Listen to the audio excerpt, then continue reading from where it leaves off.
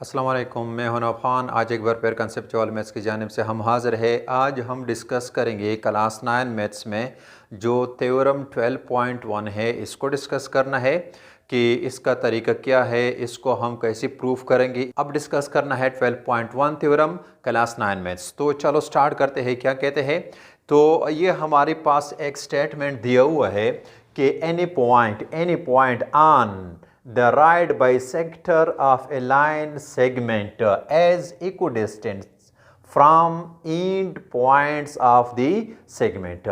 तो ये एक स्टेटमेंट है। सबसे पहले थ्योरम को हल करने से पहले ये हमको मालूम होना चाहिए कि स्टेटमेंट क्या कहता है और इसमें जो ज़रूरी इंफॉर्मेशन है उसको लेना है। तो उसके लिए हमने डिस्कस किया था कि थ्योरम की 2 पार्ट्स है, एक गिवन है और दूसरा क्या है, टू प्रूव। तो सबसे पहले हम यहाँ लिखेंगे कि यहाँ पर जो गिवन में जो कुछ भी है उसको लिखना है। यहाँ हमने लेना है गिवन में। तो गिवन में क्या चीज मौजूद है, एक तो हमारे पास लाइन सेगमेंट जिसको हमने नाम दे दिया, ये हमारे पास क्या है, ए और बी।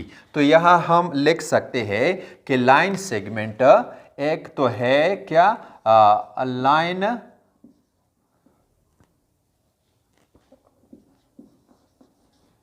सेगमेंट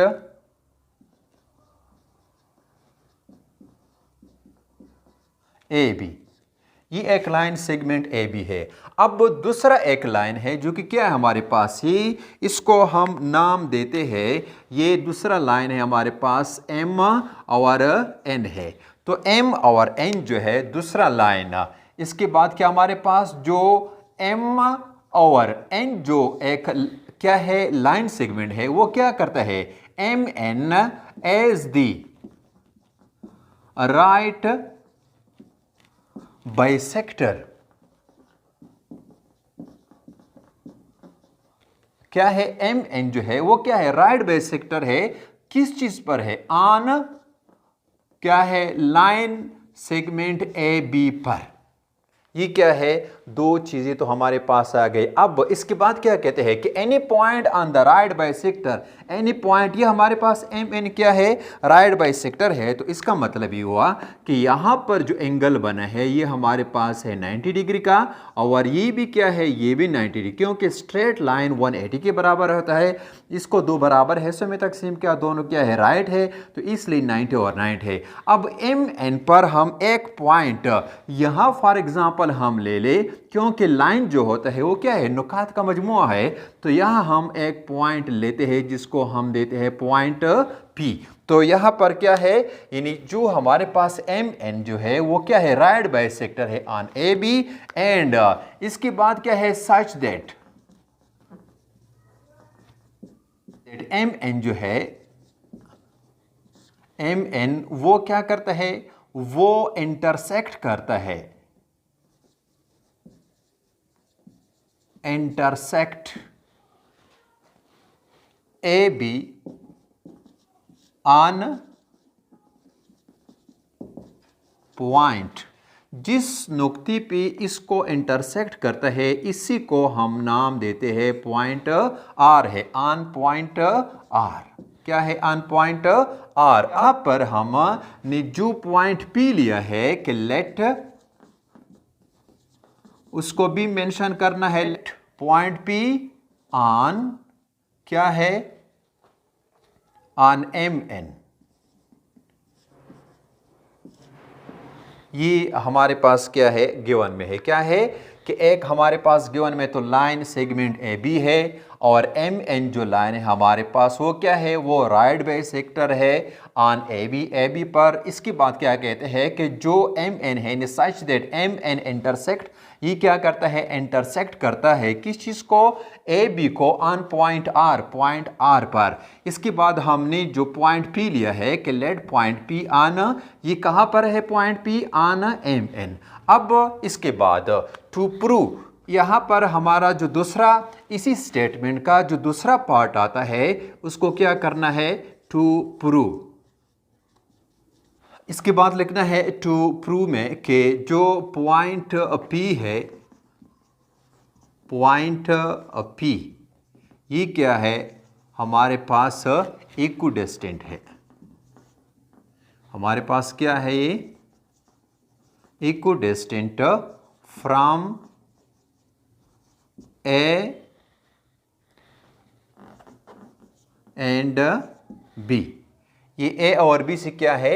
एक ही फासले पर है। ओ आर, या हम इस तरह भी लिख सकते हैं कि जो हमारे पास क्या है? ए पी है, यानी मेयर ऑफ ए पी वो कॉन्ग्रेंट है मेयर ऑफ बी पी। ये हमारा क्या है? इसी स्टेटमेंट का दूसरा हिस्सा है। अब इसी स्टेटमेंट के साथ मजीद एडिशन के लिए हम क्या कर सकते हैं? हम कंस्ट्रक्शन करेंगे। कंस्ट्रक्शन में क्या है?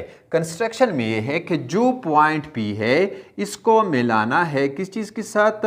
ए के साथ, और इसी तरह पी को मिलाना है बी के साथ। तो यहाँ हमने क्या, यहाँ हमने जो कंस्ट्रक्शन किया है कि join point P to A and B. अब हम आते हैं किस चीज़ की तरफ? प्रूफ की तरफ आते हैं कि इसका प्रूफ क्या होगा। प्रूफ में हम यहाँ लिखेंगे कि इसके जो स्टेटमेंट्स है वो लिखेंगे, और इसी स्टेटमेंट्स के लिए हमने लिखना है रीजंस भी, इसको भी लिखना है। अब अगर हम इसको देखें कि हमारे पास क्या है? टू ट्रायंगल बन गए, ए आर पी, दूसरा क्या है? B R P. इन दोनों का हमने कंपैरिजन करना है, तो यहाँ हम लिखेंगे कि एन ट्रायंगल कौन सा है? ये ए आर और दूसरा क्या है? पी। ये क्या है? इसका मुवाजना करना है किस चीज़ के साथ? दूसरा एक ट्रायंगल है, कौन सा ट्रायंगल है? ये बी आर और दूसरा क्या है? पी। अब इन दोनों में क्या है? ये पी आर, तो हमारे पास क्या है कि मेयर ऑफ पी आर ये कॉन्ग्रेंट है मेयर ऑफ पी आर। अब ये क्यों कॉन्ग्रेंट है? ये हमारे पास क्या है? कॉमन है। क्या है? कॉमन है।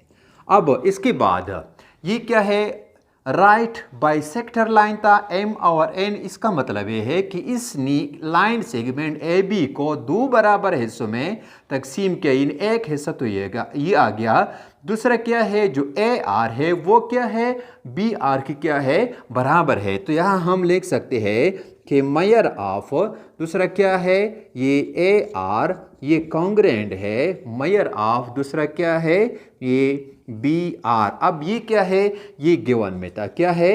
ये ऑलरेडी गिवन में था कि क्या है? इसका राइट बाइसेक्टर है।